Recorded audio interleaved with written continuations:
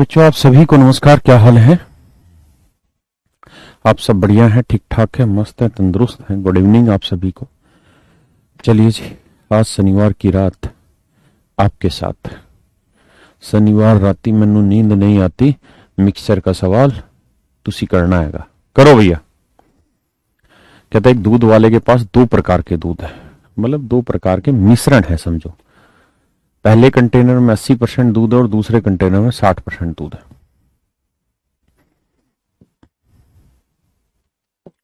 ध्यान से देखिए, दो कंटेनर है। एक कंटेनर का नाम ए है। एक सेकंड भाइयों, किसकी घंटी बज गई? एक सेकंड होल्ड करना भाई।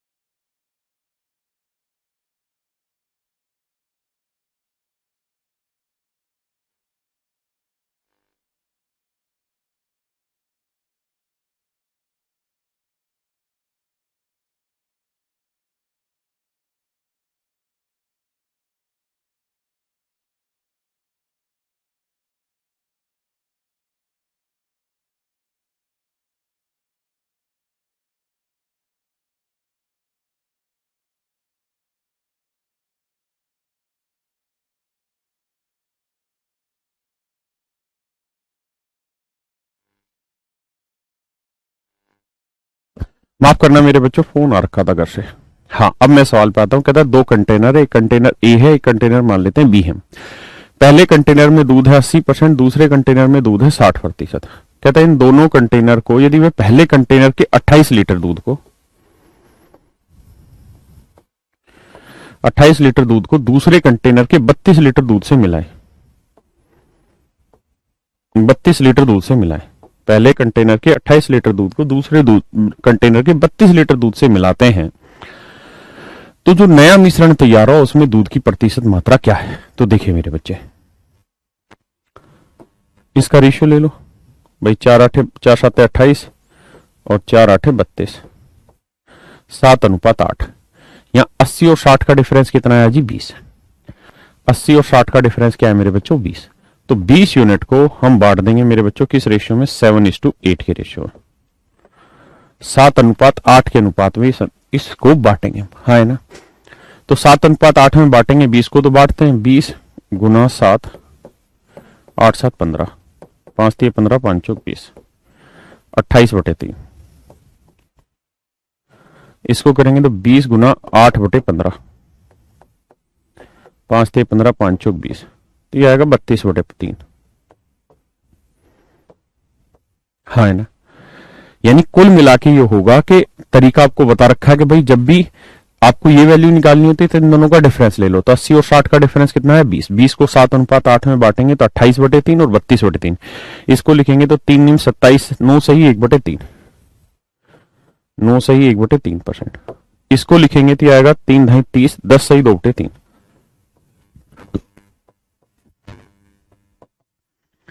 10 सही 2/3%। हाँ है ना। तो इसमें से वैल्यू घटाएंगे तो ये बचेगा, और इसमें से ये वैल्यू घटाएंगे तो ये आएगा। तो मेरे बच्चे कितनी वैल्यू होगी? तो आप कहेंगे सर ये होगी 69 सही 1/3%। इसमें से घटाएंगे 9 से 1/3, और इसमें से घटाएंगे 10 सही 2/3%। हाँ है ना। क्या ये बात आपको समझ में आती है नहीं आती? हाँ है ना मेरे प्यारे बच्चों, क्या ये बात आपको समझ आती है या नहीं आती? बताइए।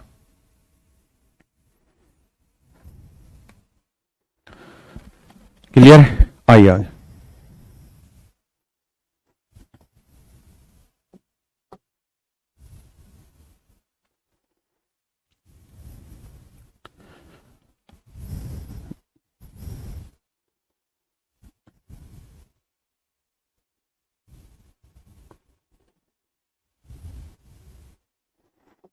करिए मेरे बच्चे एक बार इसको। अच्छा, एक चीज मैं और भी जानना चाह रहा हूं। क्या? पर उसमें समझ नहीं आएगा, इसी से समझाऊंगा। करिए एक बार इस सवाल को, करिए जी।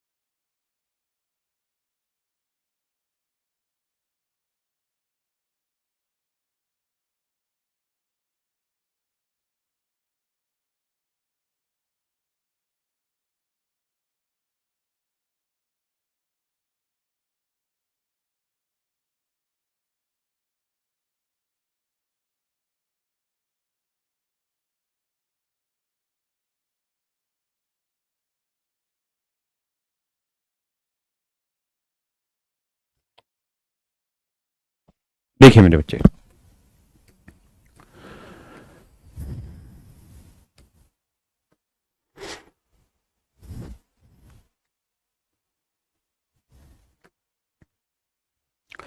कहता है alloy contain 90% copper and 10% tin. एक एलोय में 90% कॉपर और 10% टिन है।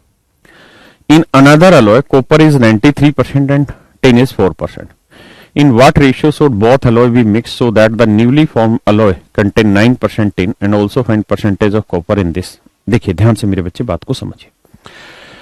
कह रहा है जी दो धातुएं, दो मिश्रण, पहले वाले मिश्रण का नाम ए रख लेते हैं, पहले वाले मिश्रण का नाम हम ए रख लेते हैं।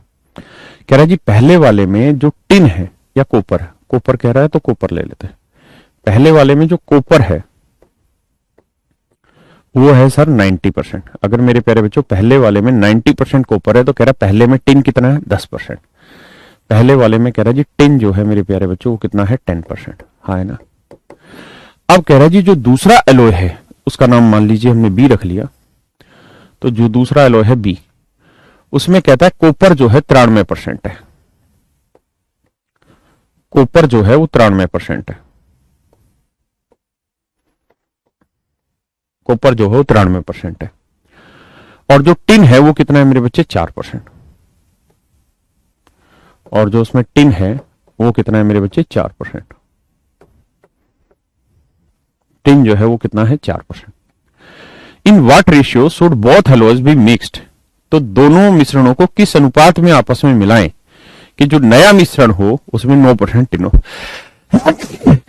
देखिए इस सवाल में इस बात को समझिए कि यहां 90% कॉपर 10% टिन तो पूरा 100% हो गया। 93% कॉपर 4% टिन तो पूरा 97% हुआ, 100% नहीं हो पाया।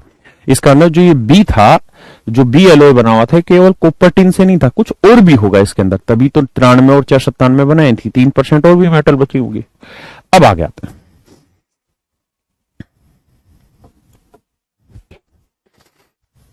अब आगे देखिए, अब कह रहे हैं नई मिश्र धातु में तांबे का प्रतिशत ज्ञात करो। तो देखिए यार नया जो मिश्रण बना ए और बी को मिला के, उसमें कह रहा है कॉपर कितना होना चाहिए मेरे बच्चे, कह रहा है सॉरी टिन कितना होना चाहिए 9%। जो नई मिश्र धातु बनी उसमें कह रहा है जी टिन होना चाहिए 9%। मैं सबसे पहले आपसे ये पूछना चाहता हूं कि इसे सोल्व करके जो रेशियो निकल के आएगा वो किस चीज का आएगा, वो मिश्रण का निकल के आएगा, टिन का निकल के आएगा या कॉपर का निकल के आएगा, किस चीज का रेशियो निकल के आएगा। तो मेरे प्यारे बच्चों इस बात को समझिए कि यहां इस बात का अर्थ यह है कि 100 यूनिट मिश्रण है तो उसमें टिन है 10, यहां 100 यूनिट मिश्रण है तो उसमें टिन है 4, यानी 100 यूनिट मिश्रण है तो उसमें टिन है 10 और यहां 100 यूनिट मिश्रण है तो उसमें टिन है 4। 100 यूनिट मिश्रण में टिन है 10 और यहां 100 यूनिट मिश्रण में टिन है 4। मेरी बात समझ रहे हैं। पूरे मिश्रण में टिन कितना है 9%। 10 में से 9 गया 1, 9 में से 4 गया 5। तो A:B का रेशियो क्या है 5:1। A:B का रेशियो क्या है 5:1। हाँ है ना। इसका मतलब इन दोनों मिश्र धातुओं को जो मिलाया है, इन दोनों मिश्र धातुओं को जो हमने मिलाया है वो मिलाया 5:1 में, यानी यहां से 5 भाग लिया है तो यहां से 1 भाग लिया। ध्यान रखें ये टिन का रेशियो नहीं है, ये एलोय का रेशियो, एलोय कह लो या मिश्रण कह लो, मिक्सचर का रेशियो है। क्यों कह रहा हूं मैं ऐसा, क्योंकि ये जो चीजें हैं परसेंट, ये रिप्रेजेंट ये करती है कि 100 यूनिट मिश्रण में टिन 10, यानी किसके रेस्पेक्ट में बोला जा रहा है 100 यूनिट मिश्रण के रेस्पेक्ट में बोला जा रहा है। हाँ है ना। यानी बड़ी चीज यहां क्या है मिश्रण। ठीक है, ये रेशियो है मिश्रण का। तो ए और बी को हमने किस अनुपात में मिलाया, अभी निकाल दिया हमने। ए और बी को सर मिलाया है किस रेशियो में 5:1 में। ए और बी को हमने मेरे प्यारे बच्चों मिलाया 5:1 के रेशियो। किस रेशियो में मिलाया जी 5:1 में। हाँ है ना। 90 और 93 का डिफरेंस कितना है 3। तो 90 और 93 का डिफरेंस है 3। 3 को हम जब 9:1 ना सॉरी माफ करिएगा 5:1 में बांटेंगे, 5:1 में बांटेंगे तो यह आएगा 3 गुना 5/6 और यह आएगा 3 गुना 1/6। 3 दूनी 6, यह आएगा 5/2 यानी 2.5 और ये 3 दूनी 6, 1/2 यानी 0.5। इसका मतलब ये वाली जो वैल्यू है ये है 2.5 और ये वाली वैल्यू है 0.5। हाँ ना मेरे प्यारे बच्चों, ये 2.5 है तो वो वाली वैल्यू 0.5। किसी भाई को कोई आपत्ति है यहां तक? नहीं। अब 93 में से ये वाली वैल्यू हटा के 2.5 आया है तो बताइए वैल्यू क्या होगी, या इसमें से 90 घटा के 0.5, क्योंकि बड़ी है तो बड़े में से एक घटाया होगा और इसमें से छोटा घटाया होगा तो 0.5, तो ये वैल्यू क्या होगी 90.5%। इसका मतलब जो मिश्रण तैयार हो रहा है उसमें 90.5% है कॉपर, ठीक है। और मिश्रण को किस अनुपात में मिलाया है? 5:1 में। कौन सा है भाई answer? C option is your right answer. देखिए ये सवाल थोड़े से टफ है, मैं भी मानता हूं इस बात को कि थोड़े से मुश्किल है, लेकिन आप प्रयास करेंगे तो समझ में आएंगे।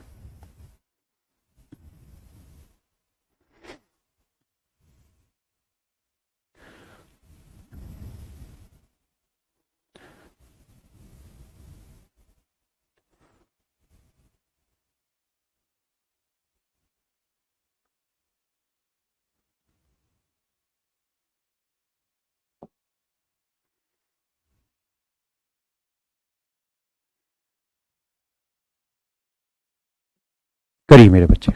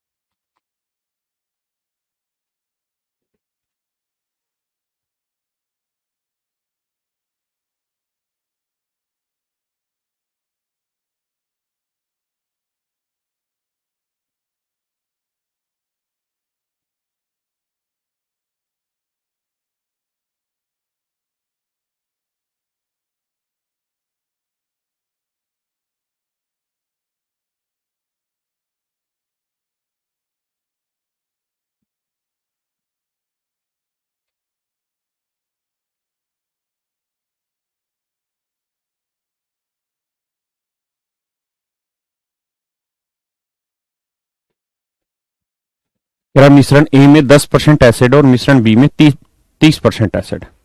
कहता है एक मिक्सचर है ए, इसमें एसिड है, एसिड जो है वो है 10%। एक दूसरा मिश्रण है बी, उसमें मेरे प्यारे बच्चों एसिड है कितना? 30%। कहता है जी इन दोनों को हम किस अनुपात में मिलाएं कि नए मिश्रण में जो एसिड हो वो 25% हो जाए। नए मिश्रण में एसिड 25% हो जाए। 30 में से 25 गया 5, 25 में से 10 गया 15, तो 5 एकम 5, 5 3 15, यानी किस रेशियो में मिला रहे हैं? 1:3। लेकिन बड़ी बात क्या है यहां पे? बड़ी बात यह है कि आप इस बात को समझिए कि 1:3 रेशियो किसका आया? एसिड का आया या कोई दूसरा कंटेंट था उसका आया, मिश्रण का आया? तो मेरे प्यारे बच्चों ये मिक्सचर का आया रेशियो। यानी पहले मिक्सचर से 1 भाग ले रहे हैं तो दूसरे मिक्सचर से 3 भाग, है ना।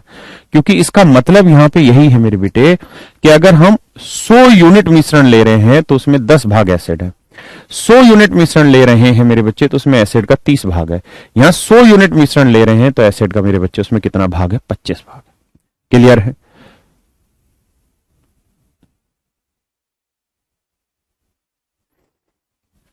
क्या मेरी बात समझ पा रहे हैं?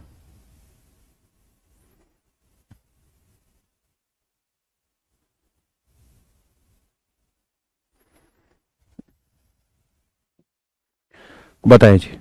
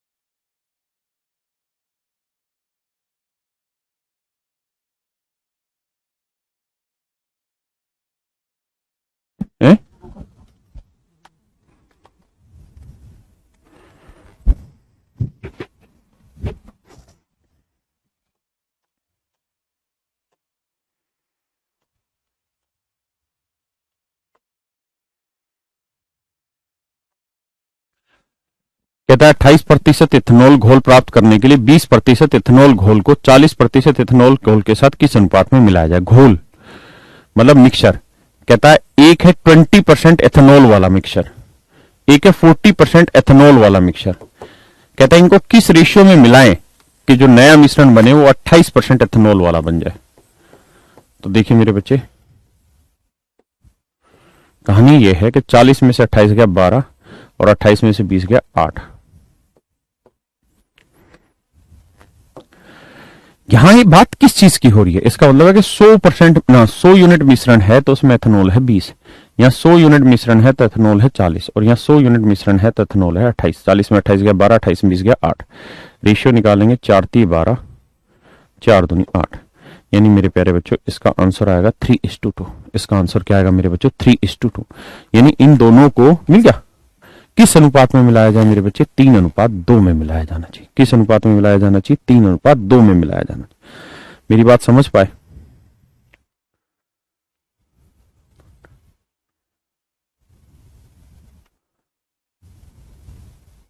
है, ऑलरेडी है, यहाँ है। करे जी इस क्वेश्चन को।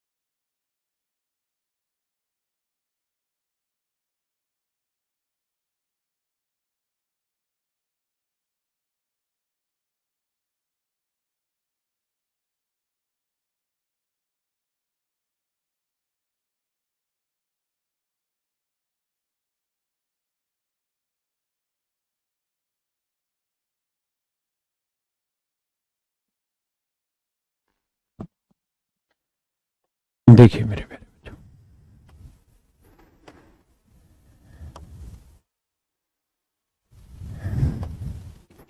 कहता है किसी विक्रेता के पास 2000 किलोग्राम चावल है। इसके एक भाग को वह 10% लाभ पर तथा बचे हुए भाग को 16% लाभ पर बेचता है। दो पार्ट कर लिए, एक भाग ये और एक दूसरा भाग ये।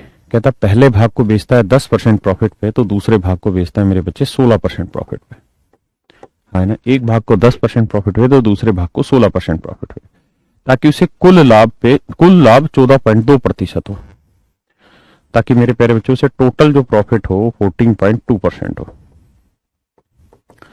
तो 16 में 14.2 गया, ये बचा कितना मेरे भाई, 1.8, और 14.2 में से 10 गया, ये बना 4.2, हाँ है ना। अब मेरे प्यारे बच्चों रेशियो लेंगे, पॉइंट से पॉइंट हटा, 3×18, 6×3 18, 6×7 42, तो रेशियो है मेरे प्यारे बच्चों 3:7, यानी इनको आपस में जो इनके कोस्ट प्राइस है उनका रेशियो है 3:7। तो टोटल कॉस्ट बना 3 और 7 10 यूनिट, जबकि एक्चुअल में इनकी टोटल कॉस्ट दे रखी है 2,000 रुपए। तो एक यूनिट की वैल्यू 200 रुपए, एक यूनिट की वैल्यू 200 रुपए, तो 3 यूनिट की वैल्यू 600 रुपए, और ये वैल्यू होगी कितनी, 7×2 1400 रुपए। ये वैल्यू होगी मेरे बच्चे 1400 रुपए। ठीक है जी।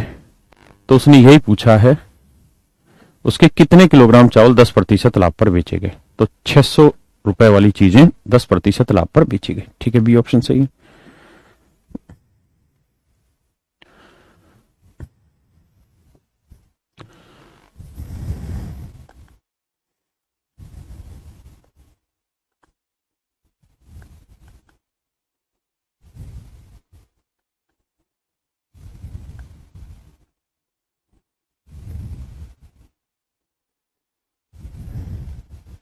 इसको भी करा रहा हूं भाई, इसमें थोड़ी सी टाइप लगेगी अभी, पहले इसको करिए।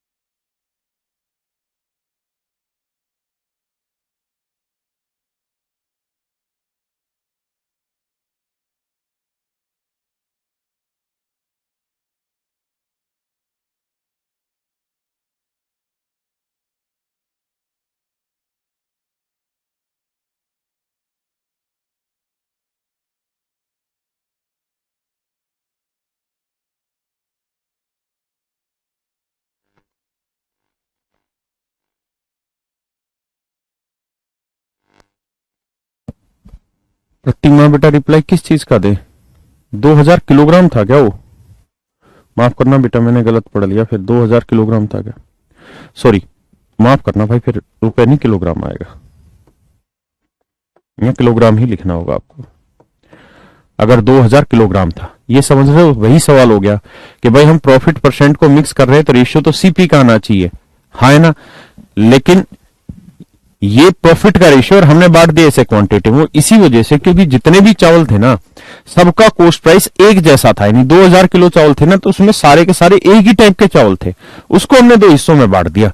तो जो रेशियो उनके कॉस्ट का होता है वही रेशियो उनकी क्वांटिटी का होता है, अगर हर एक आर्टिकल एक जैसा, बिल्कुल बेगपाल ने से बताया बस वाला, बिल्कुल ठीक है। आइए मेरे भाई, कह रहा है कॉफी पाउडर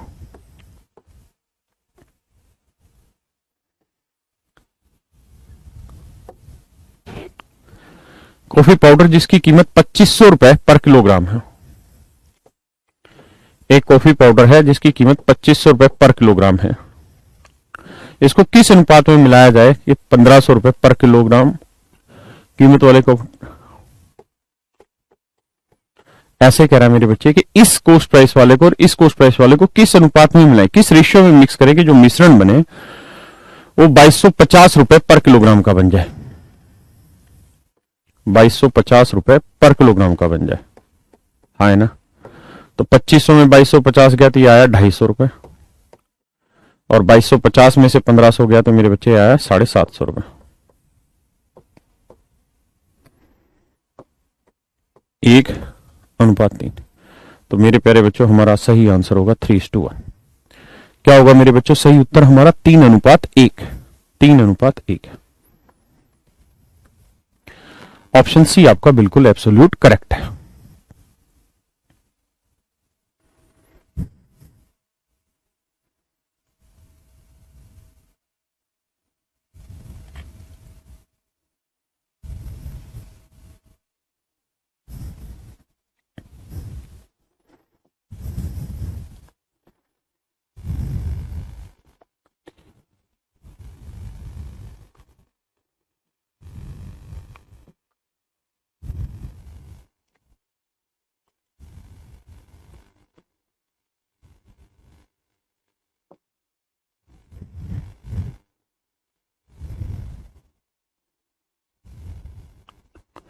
बच्चे प्लीज करें इस क्वेश्चन को, पढ़िए, कराता हूं इसको।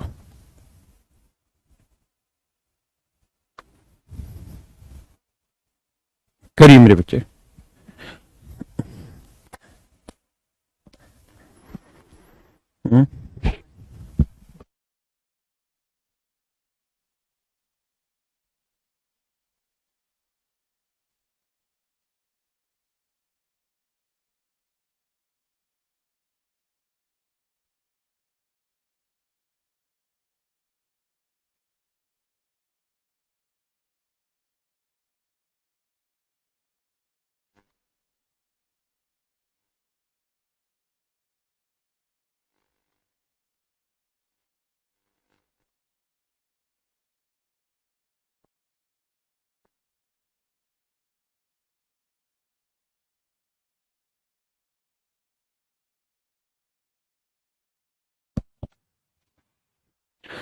देखिए मेरे बच्चे,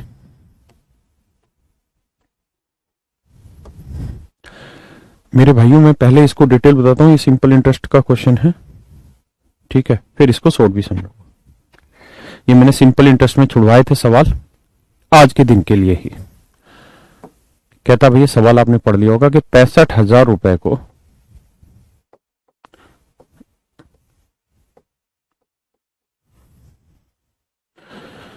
ए, बी और सी तीन बैंकों में 12, 16 और 18% की रेट से इन्वेस्ट किया गया।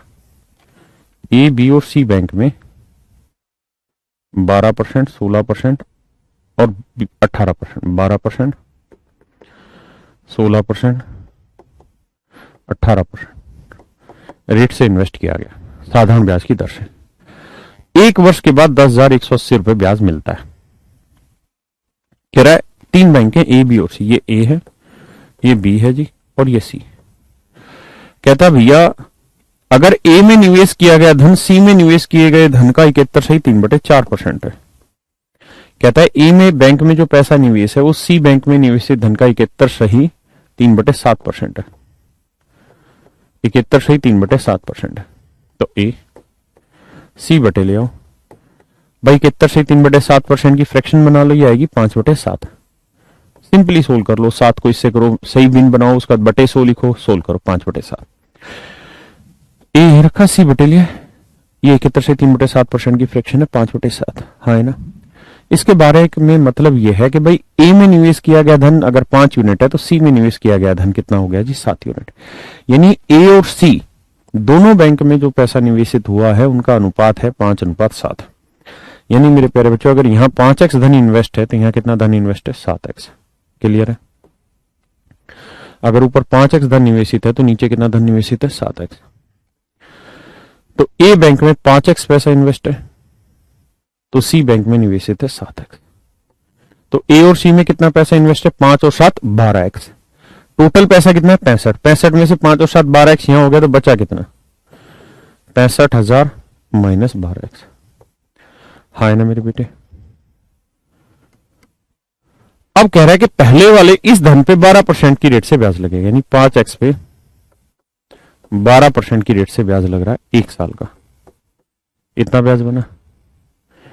दूसरे इस वाले धन पे 65,000 माइनस 12x।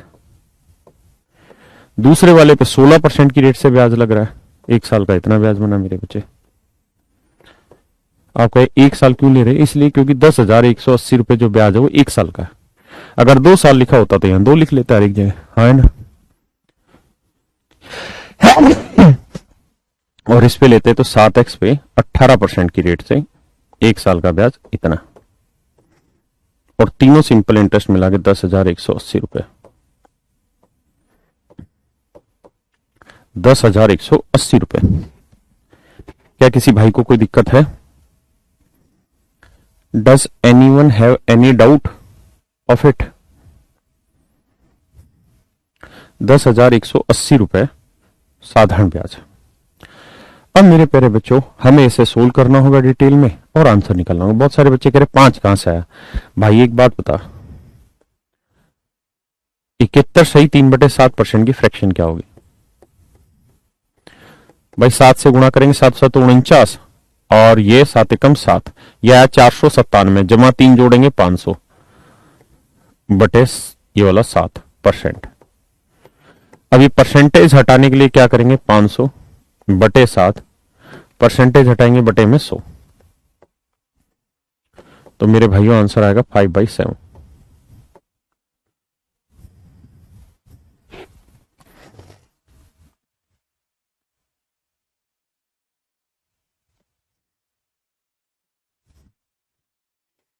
क्लियर है मेरी बात? अब इस चीज को समझ लीजिए, जिन बच्चों को 5/7 में दिक्कत थी, ये था मेरे बच्चे शॉर्ट ना, सॉरी माफ करिए, डिटेल।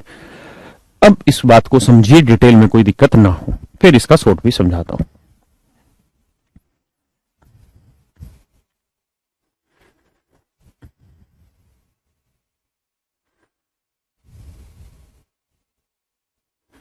दीपक भाई वैसे भी बताऊंगा, लेकिन पहले ये तो बताओ कि जो बताया इसको तो समझो। अभिषेक शॉर्ट बता रहा हूं यार। नेहा सर पोज हो रहा है, ऐसा तो नहीं है पीयूष? पहले जो बताया उसको तो समझो मेरे बेटा, डिटेल में गड़बड़ नहीं आनी चाहिए। शॉर्ट तो मैं समझा ही दूंगा।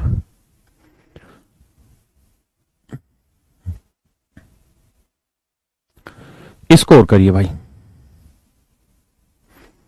ये भी सेम वैसा ही सवाल है, पहले डिटेल करिए फिर शॉर्ट बताऊंगा।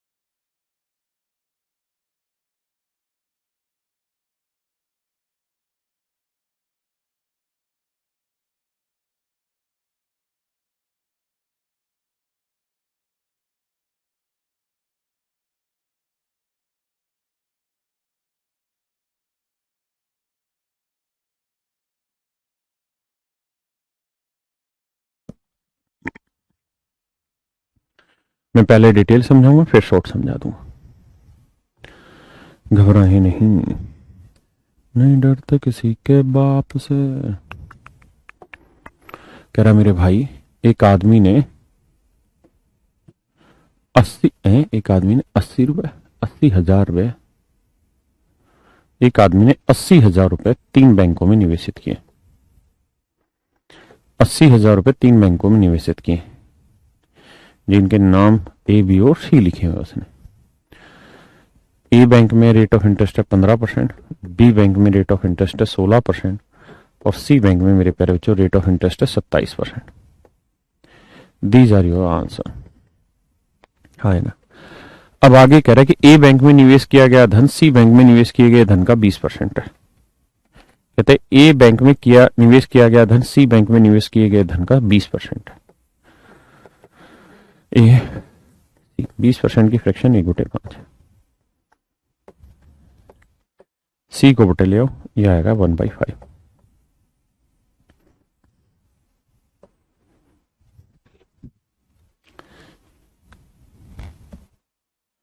ठीक है जी।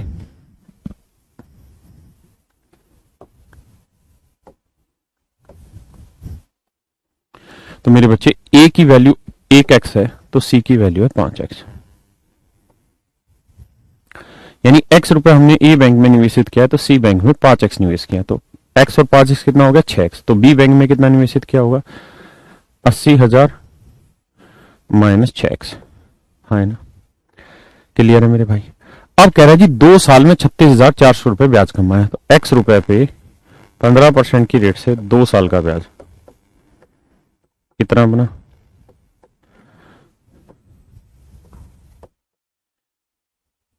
80,000 माइनस 6x, 16% की रेट से 2 साल का इतना ब्याज बना, और 5x रुपए पे 27% की रेट से 2 साल का ब्याज इतना बना, और टोटल ब्याज है 2 साल का 36,400।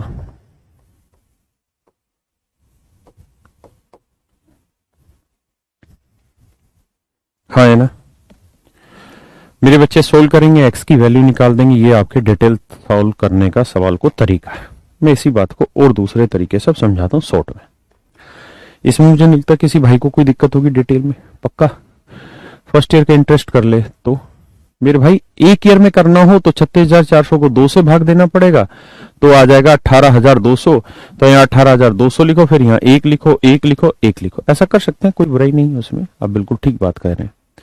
ऐसा तो बहुत डिफिकल्ट है प्रभांशु, कहां घबरा रहा है भाई, ये सवाल प्योर मीन्स लेवल का है, और आप चिंता कतई भी ना करें, आप इसे बहुत जल्दी से करेंगे, बस थोड़ा विश्वास रखें। अब मुझे 1-2 बातें आपसे डिस्कस करनी है जो आपने शायद पढ़ी हो पहले। क्या, मान लीजिए मैंने एक सवाल आपको दिया कि भाई एक कमरे में 10 जानवर, एक कमरे में 10 जानवर, कुछ बिल्लियां हैं और कुछ कुत्ते,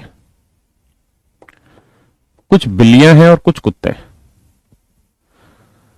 हर एक बिल्ली जो है वो 4 बिस्किट खा रही है और हर एक कुत्ता 6 बिस्किट खा रहा। कुल मिला के मेरे प्यारे बच्चों जानवर कितने हैं 10। जानवर कितने 10, बिल्लियां कितनी है 4, कुत्ते कितने हैं जी 6।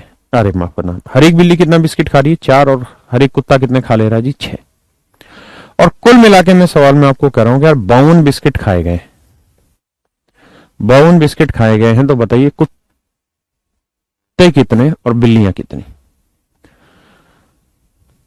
अरे कैलकुलेशन काहे सोल्व करने हो भाई दिव्यांशु, मान तो जाओ, सीख तो लो जो सिखाना चाह रहा हूं आगे।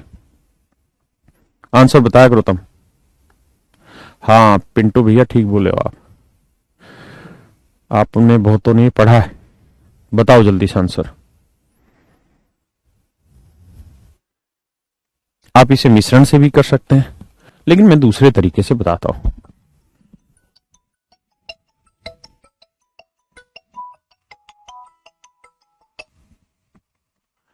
समझिए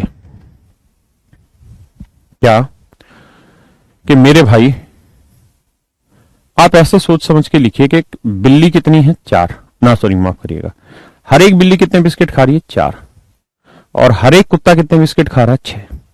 तो हम ये कह लेते हैं कि हर एक कुत्ता 4 बिस्किट तो खा ही रहा है, 2 बिस्किट फालतू खा रहा है। भाई बात तो वही है, कोई अलग तो कह नहीं रहे, अभी भी अर्थ वही है कि भाई जो कुत्ता 6 बिस्किट खा रहा है। लेकिन मैंने बात को इस तरह से कह दिया कि मेरे भाई हर एक बिल्ली 4 बिस्किट खा रही है, तो हर एक कुत्ता भी 4 खा रहा, बस 2 बिस्किट फालतू खा रहा। यानी अगर इस नजर से देखें तो 4 बिस्किट बिल्ली भी खा रही है और 4 बिस्किट कुत्ता भी खा रहा है, तो 10 जानवर 4 बिस्किट के हिसाब से कितने बिस्किट खा लेंगे 40। तो मेरे बच्चे 40 बिस्किट खा लिए होंगे, बचे कितने 12, बचे कितने हैं जी 12, बचे कितने हैं 12। हाँ है ना, 1 सेकंड रुकना भाई।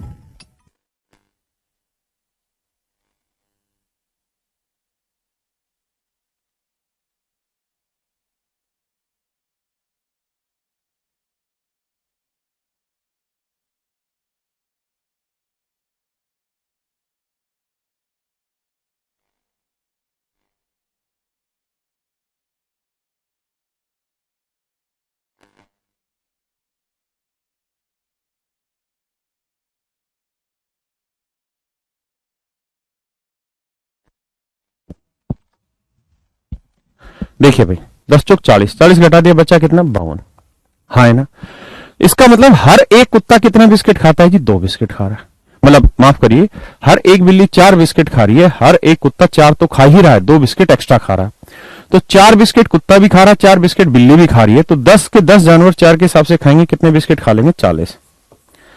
हाँ है ना? तो कुल मिला के बिस्किट खाए कितने गए हैं?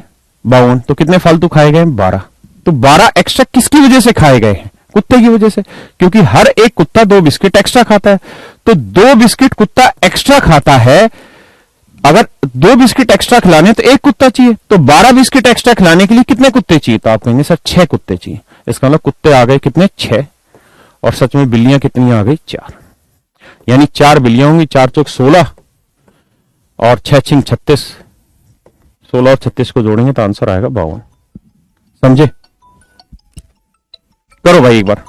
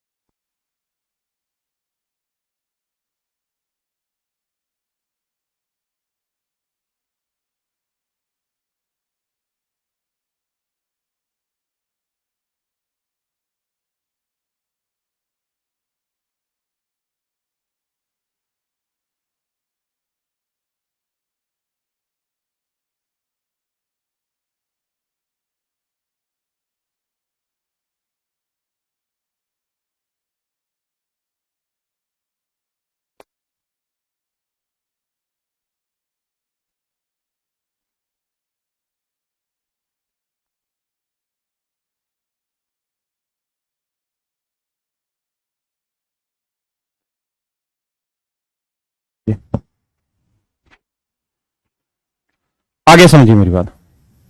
एक और एग्जांपल लेते हैं। मान लीजिए मैं कह रहा हूं कि भाई 30 जानवर। कितने जानवर हैं जी? 30। ठीक है, बिस्किट ही खाने। क्या खाने मेरे भाई? बिस्किट ही खिलाने। मान लीजिए बिल्लियां और कुत्ते। ठीक है भाई, हर एक बिल्ली जो है ना मेरे भाई, वो 8 बिस्किट खा रही है। माफ करिए, हर एक बिल्ली कितने बिस्किट खा रही है? 8। हाँ है ना? हर एक बिल्ली खा रही है 8 और हर एक कुत्ता खा रहा है 12 बिस्किट। और टोटल कुल मिला के जो है ना 320 बिस्किट खाए गए। 320 बिस्किट खाए गए। तो मेरे को आप ये बताइए कि भाई बिल्ली कितनी और कुत्ते कितने? तो आप ये कहेंगे कि देखो सर, बात को समझने का और समझाने का तरीका है कि बिल्लियां कितनी खा रही हैं? 8। कुत्ते कितने खा रहे हैं? 12। तो हर एक कुत्ता कितने बिस्किट खा रहा है? 8 तो खा ही रहा है, बस 4 बिस्किट फालतू खा रहा है। भाई इस बात को कह तो हम इस तरीके से भी सकते हैं ना, हर एक बिल्ली 8 बिस्किट खा रही है, हर एक कुत्ता खा रहा है 8 जमा 4। 8 बिस्किट तो कुत्ता खा ही रहा है, 4 बिस्किट फालतू खा रहा है। तो 8 बिस्किट बिल्ली भी खा रही है और 8 बिस्किट कुत्ता भी खा रहा है। हाँ है ना? तो 8 बिस्किट तो हर एक जानवर खा रहा है, तो जानवर है कितने? 30। तो 30 गुना 8 कितने बिस्किट खाए गए हैं? 240 बिस्किट खाए गए। तो इस तरीके से 240 बिस्किट खाए गए हैं। तो कितने बिस्किट एक्स्ट्रा खाए गए हैं? 80। है ना? कितने बिस्किट एक्स्ट्रा खाए गए? 80। किस वजह से? क्योंकि हर एक कुत्ता जो है ना वो 4 बिस्किट एक्स्ट्रा खाता है, यानी 4 बिस्किट एक्स्ट्रा खिलाने तो 1 कुत्ता चाहिए। तो 80 बिस्किट एक्स्ट्रा खिलाने तो मेरे भाई कितने कुत्ते चाहिए? 20। इसका मतलब कुत्तों की संख्या है 20। तो 30 में से 20 कुत्ते हो गए, तो बिल्लियां कितनी हो गई? 10। क्या आप ये बात समझ पा रहे हैं या नहीं? बोलो भाई। हाँ है ना? आप इसी बात को उल्टा भी ले सकते हैं। जैसे इसी सवाल को अगर उल्टा लिखना हो तो मैं ऐसे कराऊंगा,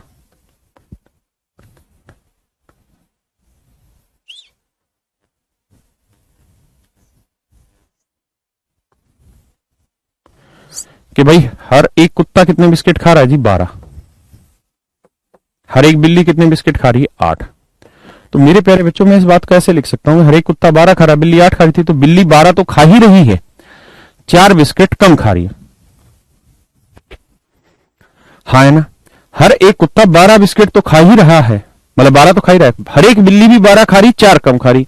देखो 8 ही खा रही है ना हर एक बिल्ली अभी भी, लेकिन उस बात को कहने का लहजा हो गया। हाँ है ना, तो 12 बिस्किट कुत्ता भी खा रहा है और भाई 12 बिस्किट बिल्ली भी खा रही है, तो 30 जानवर हैं, 12 के हिसाब से कितने बिस्किट हो गए, 12 30 36 360।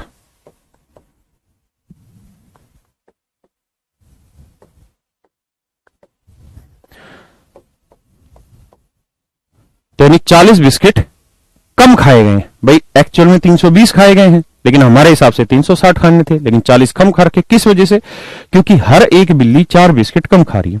तो 4 बिस्किट कम खाने के लिए एक बिल्ली चाहिए, तो 40 बिस्किट कम खाने के लिए कितने बिल्लियां चाहिए, 10। तो यानी बिल्लियों की संख्या है 10, तो कुत्तों की संख्या है 20। हाँ है ना, समझिए, फिर आगे बढ़ेंगे।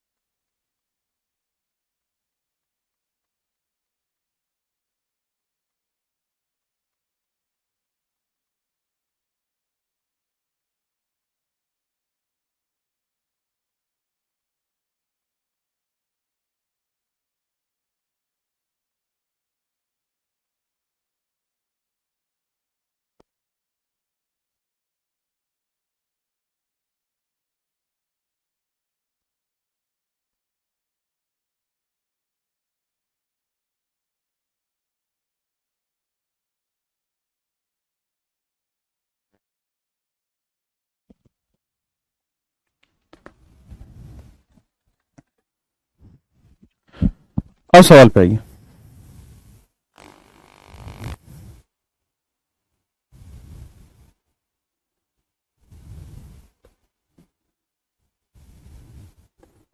करिए भाई सवाल।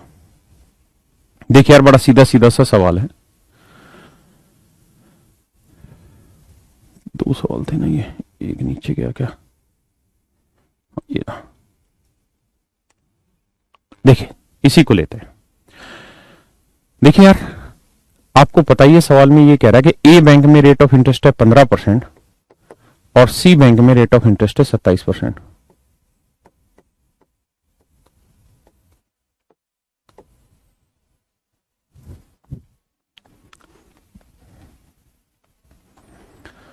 ए 15% और सी 27% है।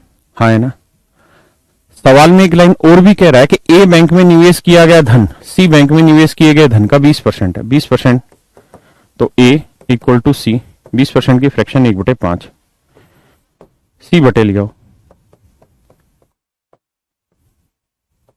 इसका मतलब ए बैंक में 1 यूनिट इन्वेस्ट है तो सी बैंक में कितना इन्वेस्ट है, 5। ए बैंक में 1 यूनिट इन्वेस्ट है तो सी बैंक में कितना इन्वेस्ट है, 5। पक्का, यहां तक मेरी बात समझ रहे हैं। बड़ी सीधी सीधी सी बात है। किस चीज का रेशियो है, प्रिंसिपल का रेशियो। ए बैंक में 1 यूनिट इन्वेस्ट है तो सी बैंक में कितना यूनिट इन्वेस्ट है जी, 5।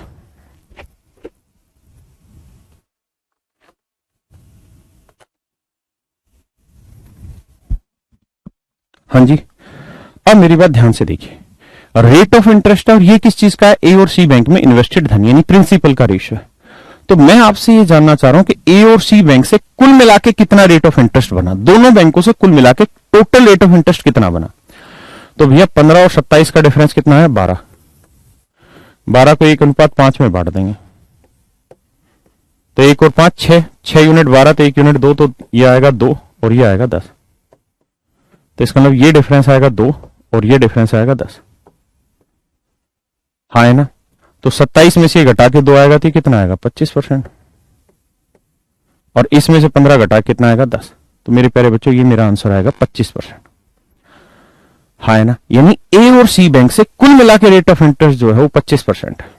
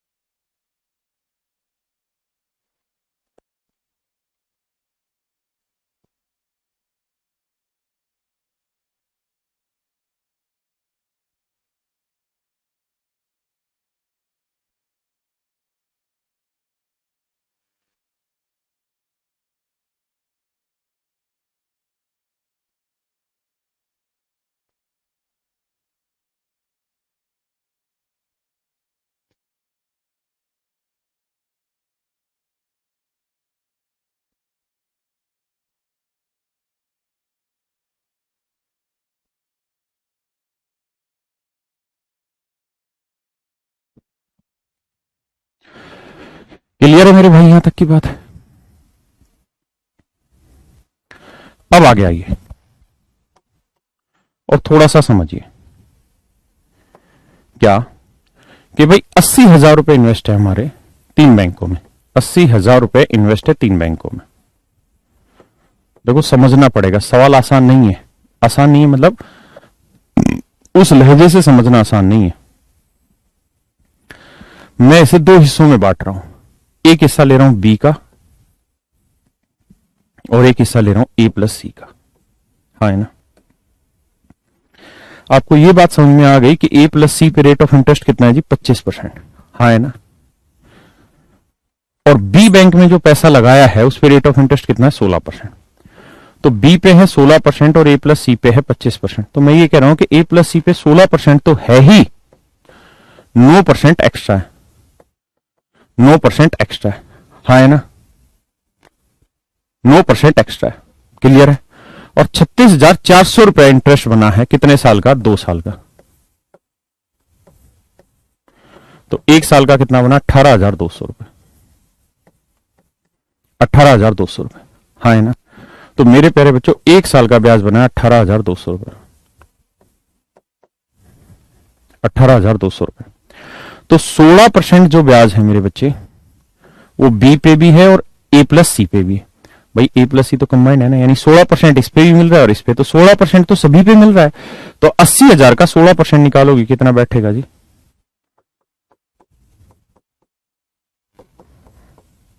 12,800 रुपए। यानी इस हिसाब से रेट ऑफ इंटरेस्ट आएगा 12,800 रुपए। तो कितना फालतू बन रहा है भाई? 5400 रुपए। हाँ है ना? कितना ब्याज फालतू बन रहा है? 5400 रुपए। हाँ है ना? तो मेरे प्यारे बच्चों ए प्लस सी पे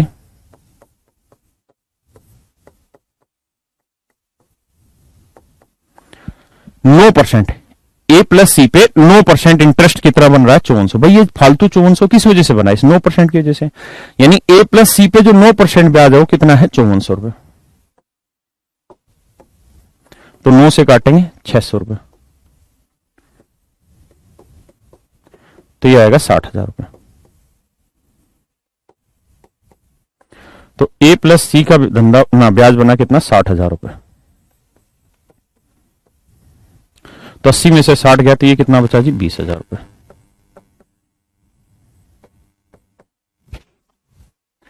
कितना बना जी? 20,000 रुपए। हाँ है ना? क्लियर है? एक भाई कह रहा है डिटेल ही ठीक है। अरे मेरे गधे डिटेल ठीक है, अगर तेरे पल्ले ही नहीं पड़ रहा तो क्या बताऊं भाई, तेरे लिए तो फिर सारे ठीक है।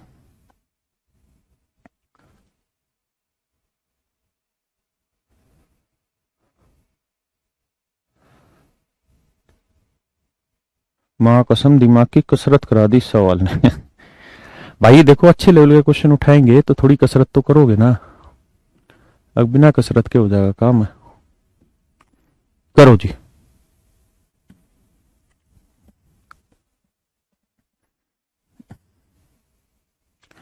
जो नहीं समझे परेशान ना हो, हर चीज हर किसी के लिए नहीं होती। पहली बात तो ये कि सवाल मीन्स लेवल का है।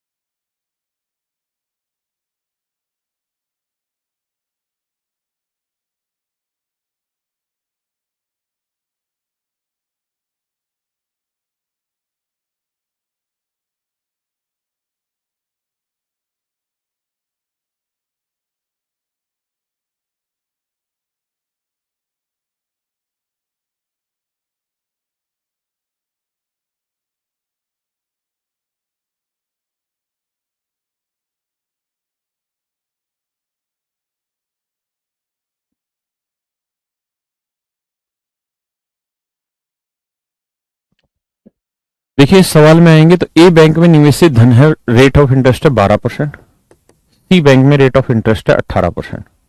हाँ है ना। और इन दोनों ही बैंकों में जो पैसा इन्वेस्ट है वो किस रेशियो में वो निकाल लेते हैं। तो कह रहा है ए बैंक में निवेश किया गया धन सी बैंक में निवेश किए गए धन का 71.3/7% है। हाँ है ना। तो ए सी बटे ले आएंगे, इसकी फ्रैक्शन होगी 5/7, ये 5 ये 7। हाँ जी। तो यानी इनमें जो पैसा इन्वेस्ट है उसका रेशियो है मेरे भाई 5:7, 5:7। अब क्या किया जाए, अगर इतनी बात आपको पल्ले पड़ती है तो आप अति विद्वान छात्र हैं। अब आप ये करें कि 12 और 18 का डिफरेंस निकाल ले, कितना है 6। तो 6 को 5:7 में बांट दे। हाँ है ना। तो बांटेंगे तो 6 गुना में 5 और 7 12 आ जाएगा। तो 6 दूनी 12, 5/2 यानी 2.5। तो ये 2.5 आ गया, तो 6 में ये 2.5 है तो ये कितना आएगा 3.5। हाँ है ना। इसका मतलब मेरे प्यारे बच्चों ये वैल्यू है 2.5 और ये वैल्यू है 3.5। हाँ है ना। तो 18 में से घटा के 2.5 और इसमें से 12 घटा के 3.5, तो ये वाली वैल्यू होगी मेरे प्यारे बच्चों 15.5%। क्या किसी भाई को कोई दिक्कत है? हाँ है ना मेरे बच्चों, क्या किसी भाई को कोई दिक्कत है यहां तक?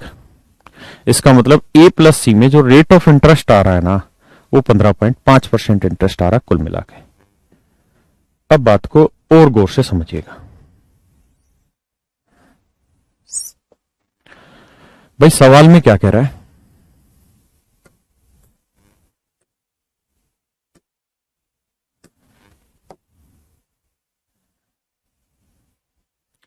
कि 65,000 रुपए को 2 हिस्सों में बांटा हुआ। एक हिस्सा है ए प्लस सी, आप इधर लिख लें इधर लिख लें, डाटा के हिसाब से चेंज करना सीखिए। और बी है दूसरा, बी में रेट ऑफ इंटरेस्ट 16 है और ए में rate of interest, A plus C में रेट ऑफ इंटरेस्ट है 15.5। हाँ है ना। जैसे दिल करे इधर सॉरी भाई, यहां रेट आप बी लिख लीजिए, यहां ए प्लस सी लिख लीजिए, मर्जी है। तो देखिए यार, ए में रेट ऑफ माफ करिए, बी में रेट ऑफ इंटरेस्ट है 16% और ए प्लस सी में रेट ऑफ इंटरेस्ट कितना है 15.5। तो हम कह देंगे कि 16% तो है ही, 0.5% की कमी है। देखो अर्थ अभी भी वही है, 16 में 0.5 गया 15.5 और ए और सी में कुल मिला के है भी 15.5, कोई दिक्कत भी नहीं है यहां तक। अब सवाल को सोल्व करते हैं।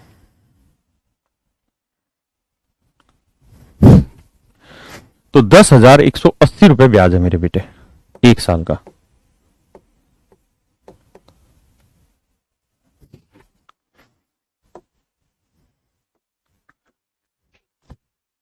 तो 16% यहां पे भी और 16% यहां पे भी है। तो 16% तो सारे हिस्से पे। तो 65,000 का 16% तो 0, 16 5 80, 16 6 96 और 8 104, यानी इस हिसाब से इंटरेस्ट होगा 10,400 रुपए। तो ऐसे इंटरेस्ट बनेगा 10,400 रुपए। हाँ है ना, मेरी बात समझे। और वैसे मतलब हमारे हिसाब से जो जेन्युइन है उससे कितना कम आ रहा है 220 रुपए। जो जेन्युइन है उससे 220 रुपए कम आ रहा है। क्यों आ रहा है? क्योंकि ए प्लस सी पे 0.5% कम है। तो ए प्लस सी का 0.5% जो वैल्यू है ये रिप्रेजेंट कर रहा है 220 को।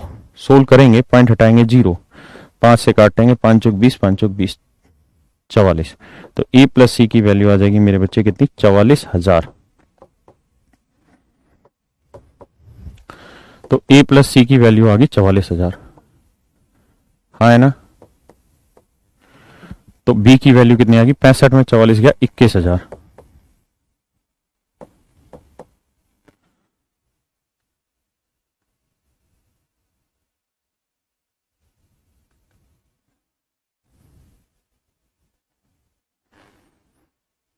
क्या आप मेरी बात समझ पाए या नहीं मेरे भाइयों?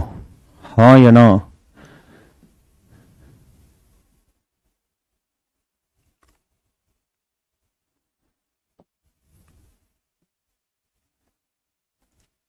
चलिए भाई, अब अगली टाइप आज तो खत्म होनी नहीं है, कल मिलेंगे, कल क्लास रहेगी आपकी, ठीक है, और कल आगे बढ़ेंगे। तो आज के लिए इतना ही। Thank you very much, have a nice day to all of you.